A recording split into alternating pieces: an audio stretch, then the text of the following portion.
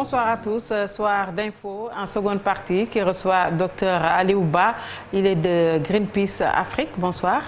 Bonsoir, Mme Diallo. Alors, c'est aujourd'hui la journée mondiale de la pêche qui a été célébrée aujourd'hui dans un contexte quand même de raréfaction de nos ressources halieutiques. C'est comme si c'était un éternel recommencement, une éternelle répétition. Est-ce que nous en sommes avec cette raréfaction de nos ressources? Effectivement, Mme Diallo, c'est vraiment une répétition depuis plus d'une dizaine d'années. Donc là, il y a les acteurs qui sont actuellement en train d'alerter sur la situation et aussi les organisations de la société civile, donc Greenpeace Afrique. Donc depuis 4 ans, maintenant, on produit des rapports pour montrer un peu, en quelque sorte, la situation dramatique des pêcheries ouest-africaines et particulièrement des pêcheries sénégalaises. Et jusqu'à présent, bon, on a aussi donné quelques solutions pour vraiment trouver une solution pour que la pêche soit durable et que ça profite aux communautés, mais aussi au Sénégal. Mais jusqu'à présent, il y a en quelque sorte comme un manque de volonté politique, hein, pour trouver une solution par rapport à... Mais quelles sont les solutions justement que vous avez eu à donner? Bon, actuellement, globalement, donc, le constat qui est fait par tout le monde, hein, c'est qu'il y a une raréfaction des ressources. La majeure partie des ressources sont aujourd'hui en état de surexploitation. Mais même donc, la sardinelle, on n'en trouve pas. Même la sardinelle qui fait partie des petits pélagiques aujourd'hui, qui étaient consommés et qui étaient très accessibles pour les populations en termes de prix et de quantité, sont aujourd'hui inaccessible. C'est le yaboy pour ceux qui ne le savent pas. Exactement, le yaboy meurek, le yaboy tasse. Et globalement, les petits pélagiques, donc tout ce qui est djaï, tout ce qui est macro et tout, aujourd'hui, on n'arrive plus à en trouver. Pourquoi? Parce qu'il y a une surexploitation de ces ressources par la pêche industrielle, mais aussi une partie par la pêche artisanale. Il y a donc une mauvaise gestion de la ressource qui nous a conduit aujourd'hui à cette situation. Cette ressource aujourd'hui, pourquoi les Sénégalais n'ont plus accès à cette ressource? C'est simple, parce qu'il y a des usines de farine et d'huile de poisson aujourd'hui qui récupèrent cette ressource pour produire de la farine et de l'huile de poisson pour aller nourrir des animaux en Europe et en Asie. C'est pourquoi aujourd'hui le Sénégalais lambda n'arrive plus à trouver cette ressource pour se nourrir. Donc il faudrait donc que l'État... Vous disiez tantôt que vous aviez émis des solutions à ça. En 2021 déjà, je me rappelle, vous aviez fait des solutions en ce sens, plusieurs points. Est-ce que vous en êtes et quelles étaient ces solutions justement? Donc le problème, il se trouve aujourd'hui à deux niveaux. Au niveau de la mer, il y a la pêche industrielle qui est là-bas. Il y a des bateaux industriels. Aujourd'hui, on avait demandé au ministre, ou bien au gouvernement, ou bien aux décideurs de clarifier ou bien de mettre de l'ordre dans la pêche industrielle. Aujourd'hui, il s'est trouvé qu'il y a une opacité dans cette gestion. Personne ne peut te dire il y a qui est en train de pêcher au niveau des eaux sénégalaises. On lui a demandé la liste de ces navires pour que les Sénégalais sachent qu'est-ce qui se passe dans leurs eaux.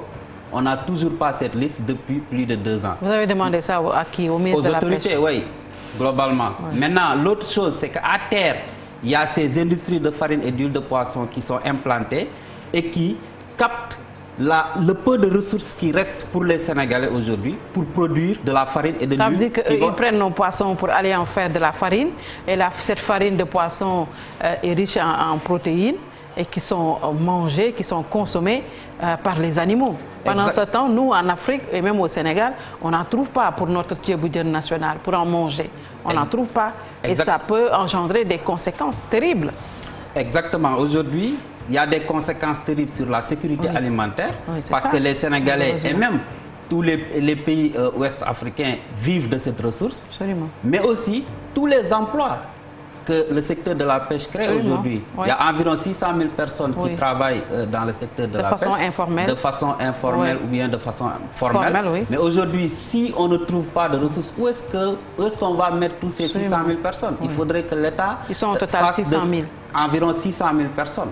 Donc ça peut être plus que ça d'ailleurs, parce que les estimations, ça date de plus d'une vingtaine d'années.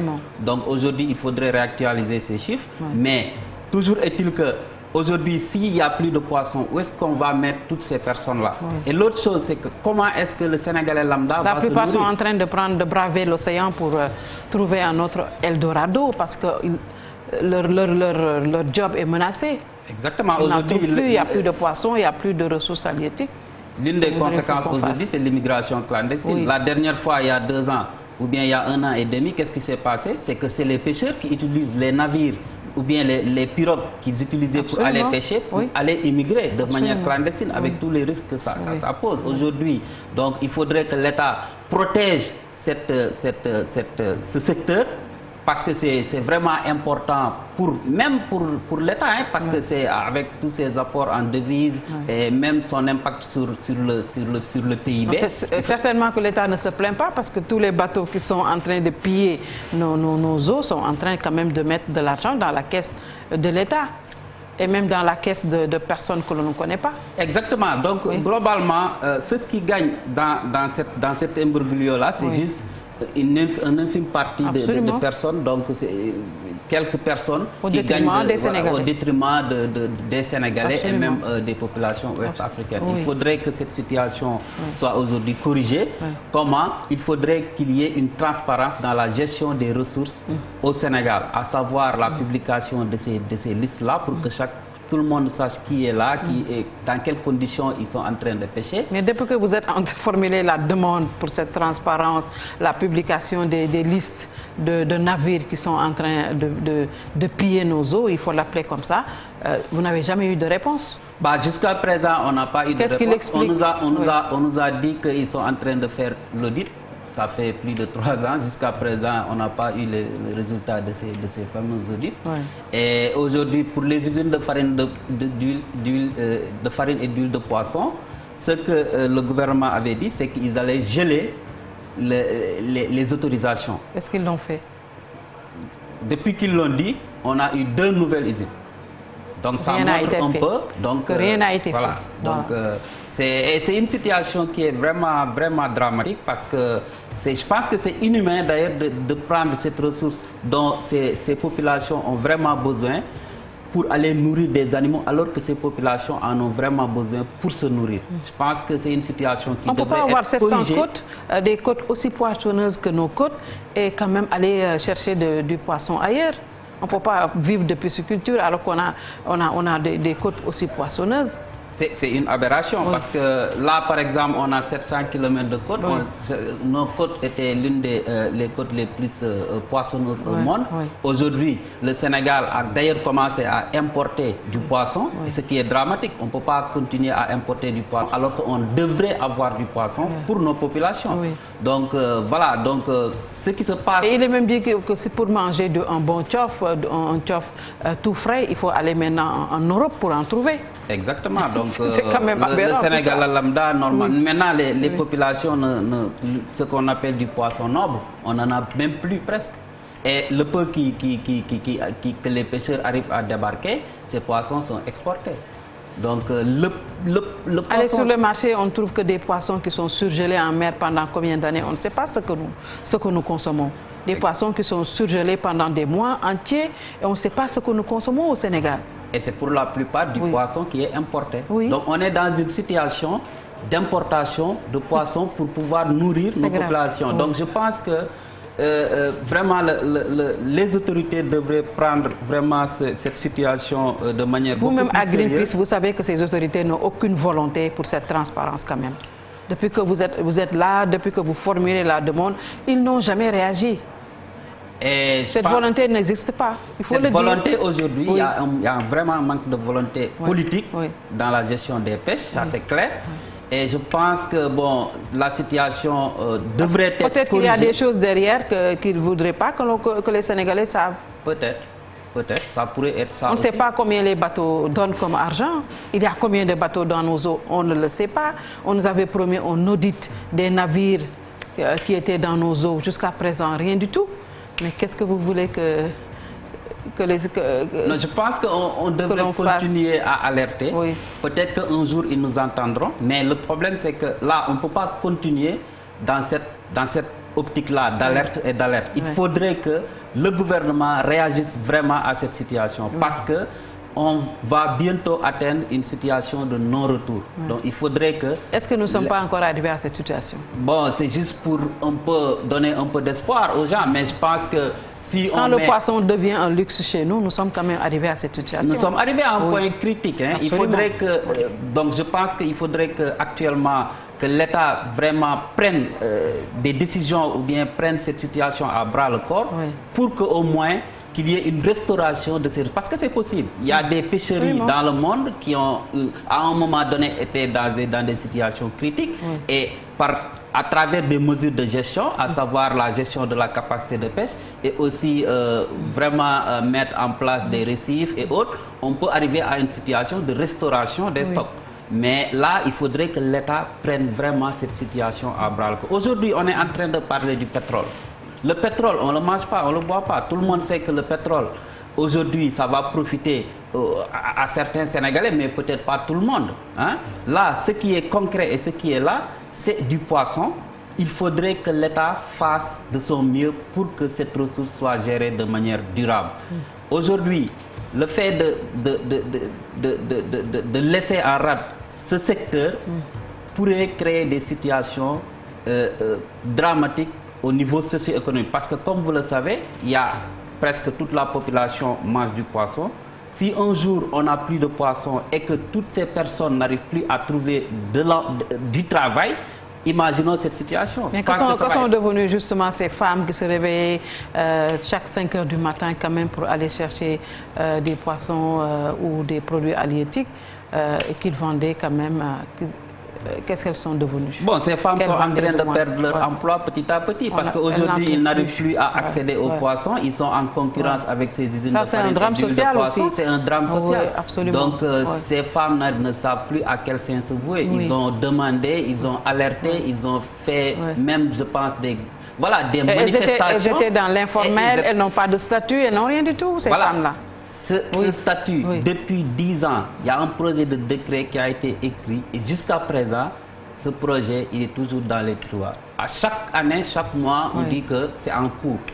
Donc, ces femmes ont besoin de statut. Et on est dans une situation, je pense, qui est aberrant quand même c'est aberrant de dire qu'on veut créer des emplois, alors que de notre côté, on est en train de tuer des emplois. Exactement. Ces usines créent une dizaine d'emplois. Pour tuer des centaines d'emplois. Donc c'est une aberration. Dans ces usines, il y a pas, c'est des dizaines d'emplois qui sont créés. Et toutes ces femmes qui travaillaient autour de ces ressources sont aujourd'hui en train de perdre leurs emplois. Ces usines non seulement détruisent des emplois, mais aussi créent une situation d'insécurité alimentaire. Il faudrait que cela s'arrête. Maintenant, on est en train de parler de ressources pétrolières et gazières aujourd'hui. Ce qui se passe, c'est que on ne le souhaite pas, mais le jour où il y aurait par exemple une marée noire ou bien quelque chose, une catastrophe écologique ou environnementale, comment est-ce qu'ils vont dédommager les gens qui étaient en train de travailler dans ce secteur? Si on ne sait pas qui était là-bas, combien ils étaient, où est-ce qu'ils étaient, il n'y a pas de reconnaissance pour ça. Donc ces femmes-là, si cette situation se présentait, ils allaient perdre. Ils vont perdre. Elles vont perdre, pardon. Les pêcheurs, pareil. Aujourd'hui, au Sénégal, il n'y a pas de statut de pêcheur. Alors que dans d'autres pays, les pêcheurs ont des cartes professionnelles. On sait qui est qui et qui fait quoi. Mais au Sénégal, le secteur est vraiment désorganisé. Et c'est de la faute de l'État. C'est à l'État d'organiser le secteur économique. Donc je pense qu'il faudrait que nos gouvernants vraiment prennent cette situation au sérieux. Depuis 2 ans maintenant, le président avait promis d'organiser un conseil présidentiel. Jusqu'à présent, il n'y en a pas. Jusqu'à présent, nous... Mais est-ce que les acteurs attendent toujours de ce conseil? Est-ce qu'ils attendent toujours ce conseil? Actuellement, bon, ils ont commencé d'ailleurs à se décourager parce qu'à un moment donné, ils pensaient que le président allait vraiment résoudre les problèmes. Mais actuellement, depuis 2 ans, le président a déjà rencontré les artisans, il a rencontré les acteurs qu'il a oublié, il faut le lui rappeler. Mais on lui a rappelé l'anniversaire. Le jour où il l'avait dit, 1 an après, nous, on lui avait rappelé cela, mais aussi les communautés lui ont rappelé. Donc, Donc, je pense que c'est vraiment, comme on l'a dit au début, manque de volonté vraiment politique.